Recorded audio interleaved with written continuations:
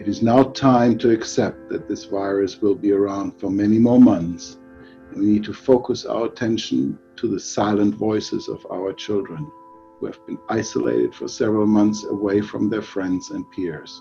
The return to school will not be easy for students across Canada, but the time to plan and prepare is now.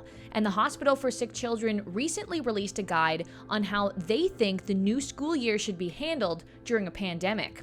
From class sizes and use of masks to hand hygiene and temperature checks, their physicians have weighed in on many topics. When it comes to masks, we know it helps in reducing the rate of transmission.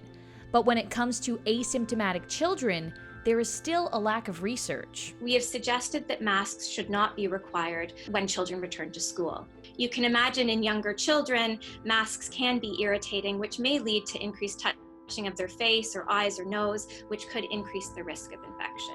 When it comes to social distancing and wearing masks, the team knows this will be very challenging with children. Close interactions such as playing and socializing is really central to child development and should not be discouraged.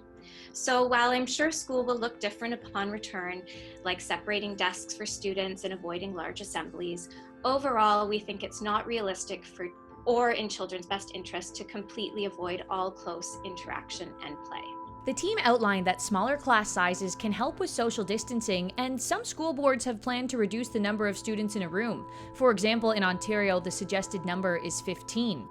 Another important topic is hand hygiene. Schools should implement hand washing breaks, education on how to properly clean hands, and access to sanitizers around the school.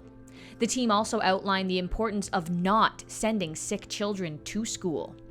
And one other reoccurring theme in the document was the fact that school helps children with their development and mental health, especially when it comes to following a routine. Schools are sometimes the safest environment for children.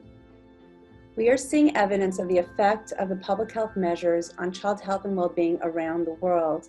Parents are telling me that their children are struggling with the lack of routine and structure. Parents have been challenged with supporting their children with remote learning. Parents and children are feeling stressed about the uncertainty. There is growing evidence that children may be less susceptible to COVID-19. However, there have been some serious yet treatable cases. To date, there have been no pediatric deaths in Canada due to the pandemic.